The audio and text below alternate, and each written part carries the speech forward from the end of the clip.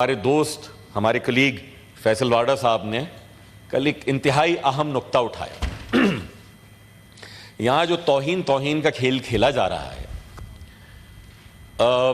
ایسا لگتا ہے کہ لوگوں کے ہزاروں لاکھوں ووٹ سے منتخب ہونے والے ایک ایک رکن صوبائی اسمبلی اور ان میں سے درجنوں رکن صوبائی اسمبلی کے ووٹوں سے منتخب ہونے والا ایک ایک سینیٹر، اس کے علاوہ باقی سب کی عزت ہے پاکستان میں۔ ہزاروں لاکھوں ووٹ لے کے منتخب ہونے والا ایم این اے سید مصطفیٰ کمال، ان کے علاوہ باقی سب کی عزت ہے۔ آئین پاکستان صرف میرے انتہائی محترم قابل عزت ججز کی عزت کے حوالے سے گفتگو نہیں کرتا ہے، بلکہ وہ عوامی نمائندوں کی عزت کے حوالے سے بھی گفتگو کرتا ہے۔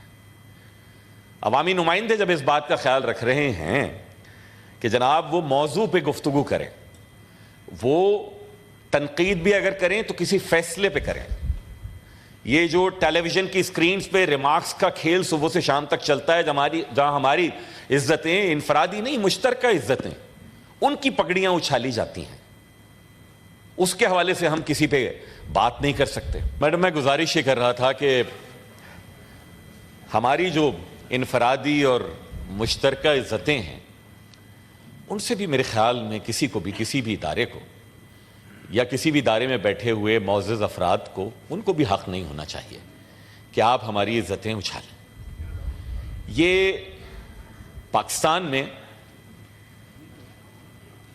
سلیکٹو جسٹس تو ہم سنتے آئے تھے، ہوتا ہے، ہم نے دیکھا بھی، ابھی پچھلے دنوں کی بات ہے، آپ نے دیکھا، کل ذکر بھی ہوا، شہید ذوالفقار علی بھٹو کے جو عدالتی قتل تھا، سپریم کورٹ نے اس کو مان لیا کئی دہائیوں کے بعد۔ تو سلیکٹو جسٹس تو ہوتا تھا، کنٹیمپٹ میں بھی بڑا سلیکٹو ہماری عدالتیں اور بہت ہی محترم ججز صاحبان رہتے ہیں۔ ایسا یہ لگتا ہے کہ اگر آپ کسی پرٹیکولر پولیٹیکل لیننگ کے ہیں سو آپ کو بالکل کھلی آزادی اور کھلی چھوٹ ہے، آپ جو چاہیں کہہ دیں، اور اگر آپ کی پولیٹیکل لیننگ وہ نہیں ہے کہ جو کسی مخصوص نشست پہ بیٹھے ہوئے محترم صاحب کی یا ان کے اہل خانہ کی ہے، تو پھر جناب آپ کو کنٹیمپٹ کا نوٹس آ جاتا ہے۔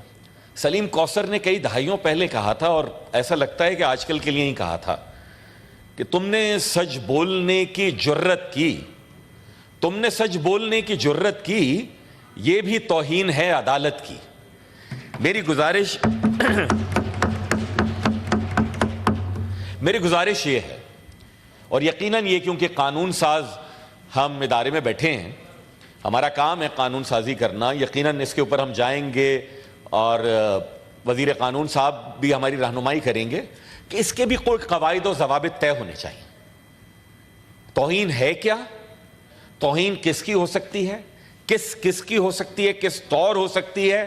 اس میں سزاوار کس طریقے سے ٹھہرایا جا سکتا ہوں؟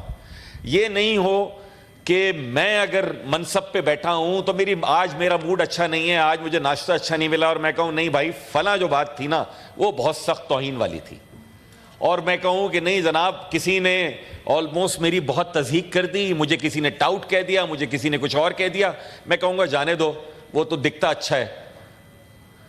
یہ پاکستان میں یہ جو ڈائیکاٹمی ہے ہمارے ریمارکس میں، ہماری ججمنٹس میں، اس کو بالکل اس طریقے سے نہیں ہونا چاہیے۔